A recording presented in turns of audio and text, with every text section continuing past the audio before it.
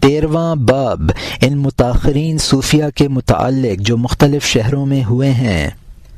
اگر میں اس کتاب میں تمام متاخرین صوفیہ اور ان کے مفصل حالات کا تذکرہ کروں جو مختلف شہروں میں ہوئے ہیں تو کتاب بہت طویل ہو جائے گی، لہٰذا میں اختصار سے کام لیتے ہوئے ان بزرگوں کا مختصر ذکر کرتا ہوں جو میرے زمانے میں ہو چکے ہیں یا موجود ہیں، اور میں ضمن میں ان مشائخ کا اسم مبارک بھی معرض تحریر میں لاتا ہوں جو اصحاب معانی سے ہوئے ہیں، اور میں یہاں رسمی صوفیوں کا ذکر نہیں کروں گا۔ جو مشائخ شام یا عراق میں ہوئے ہیں ان میں سے شیخ ذکی بن علا بزرگوں میں سے ہوئے ہیں۔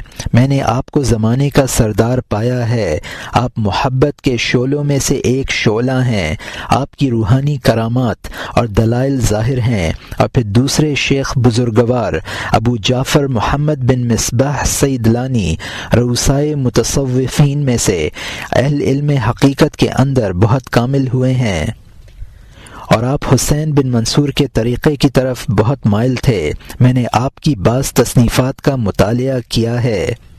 اور پھر تیسرے ابو القاسم سدسی پیر مجاہدہ تھے، آپ کے باطنی حالات بہت اچھے تھے اور درویشوں کے ساتھ بہت مشفق و مہربان اور ان کے عقائد کے نگہبان تھے۔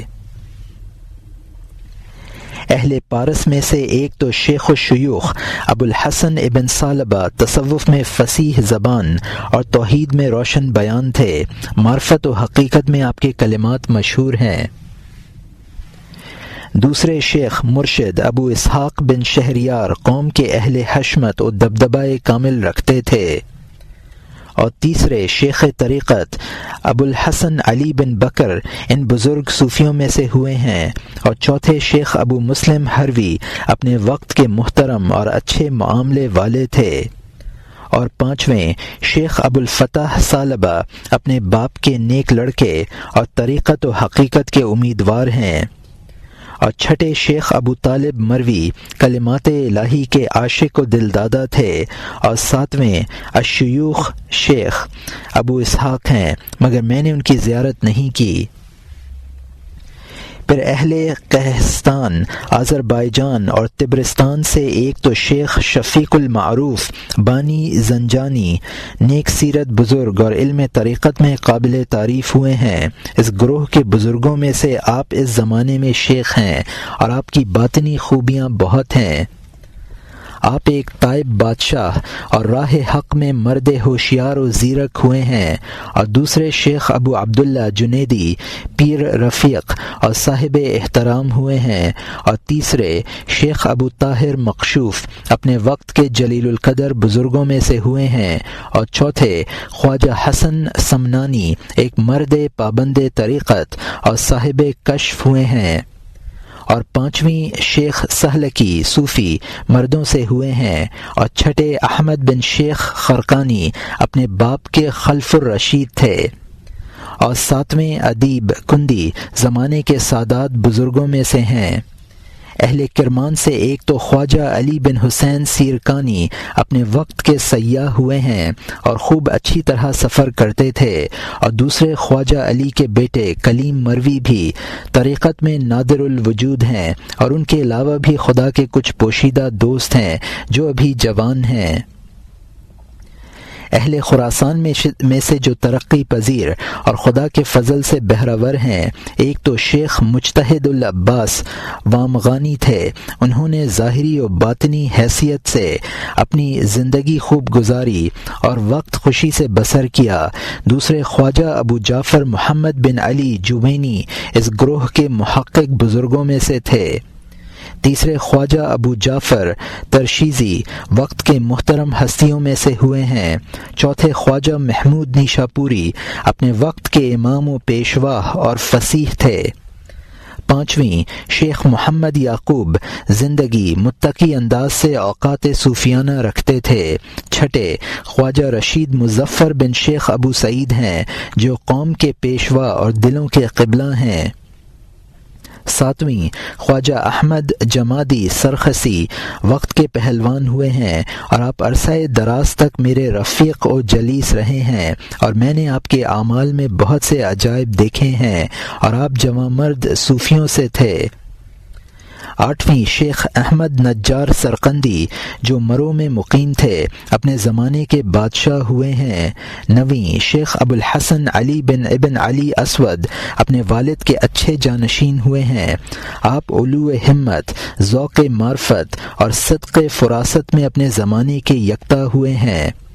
اگر میں اہل خراسان کے تمام اہل اللہ اور بزرگوں کا تذکرہ کروں تو دشوار ہے، بہرکیف یہ سرزمین عشق و عرفان اور طریقت و معرفت کے لیے خاص امتیاز رکھتی ہے اور اس سے بڑے بڑے اولیاء اللہ نے جنم لیا ہے۔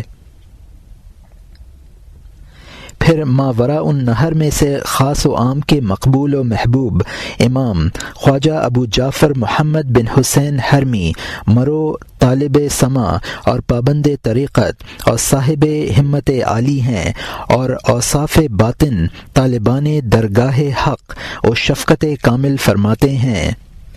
دوسرے خواجہ فقیہ اور اپنے اصحاب میں وجیح ابو محمد معنری زمانے میں نیک اور معاملے میں راست باز تھے۔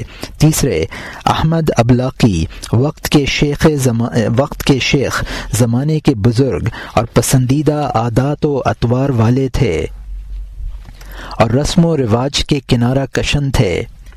چوتھے خواجہ عارف واقعی عارف باللہ اور یکتائے روزگار ہوئے ہیں۔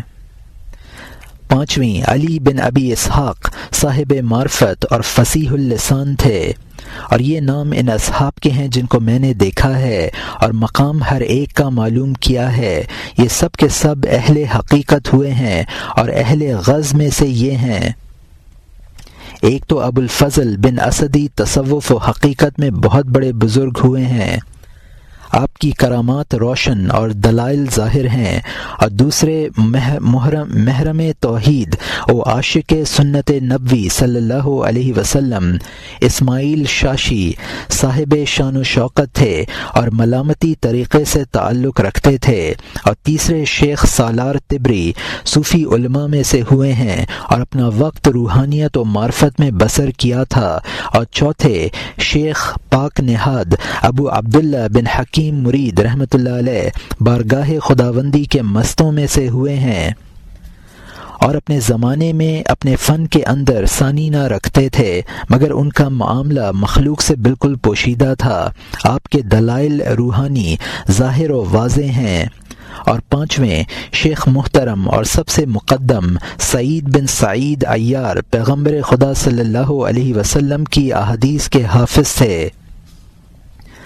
آپ بہت سے مشائخ کو دیکھے ہوئے تھے، باطنی اور روحانی طور پر آپ بہت بلند رتبہ تھے، لیکن مخلوق سے آپ کے معاملات پوشیدہ تھے اور کسی پر اپنے اسرار باطن ظاہر نہیں فرماتے تھے۔ اور چھٹے خواجہ بزرگوار ابو العلا عبد الرحیم بن احمد سعدی اپنے وقت کے محترم سردار اور قوم کے پیشوا ہوئے ہیں۔ آپ کے روحانی معاملات عیوب سے پاک و صاف تھے، آپ نیک حال اور علوم و فنون سے آگاہ تھے۔ میرا دل آپ سے بہت مانوس تھا اور میں نے آپ سے بہت روحانی استفادہ کیا ہے۔ اور 7ویں شیخ اوہد سورت بن محمد جرویزی ہیں۔ آپ اہل طریقت سے عشق کامل رکھتے تھے اور اس مبارک گروہ میں سے ہر ایک کی عزت کرتے تھے۔ آپ بڑے بڑے مشائخ کو دیکھے ہوئے ہیں اور میں اس عہد کے عوام و خواص سے زیادہ مضبوط اعتقاد رکھتا ہوں کہ ان کے بعد اس سلسلے کے جو دیگر بزرگ وجود میں آئیں گے ہمارا ان پر یقین و اعتقاد ہوگا اور وہ ہمیں صراط مستقیم پر گامزن کریں گے، اور ان پراگندہ خاطر اور ضعیف العقیدہ لوگوں کا گروہ جو برسر اقتدار ہے اور شریعت کی راہ راست کو مسخ کیے ہوئے ہے اس شہر سے نیست و نابود ہو جائے گا، بلکہ مستند اور راسخ العقیدہ بزرگوں کا متبع اور پیروکار ہوگا۔ اب ہم صوفیہ کے مختلف فرقوں کا فرق بیان کرتے ہیں، یعنی ان کے فرقے اپنے اپنے سلسلے کے تحت کیا کیا مذہب رکھتے ہیں۔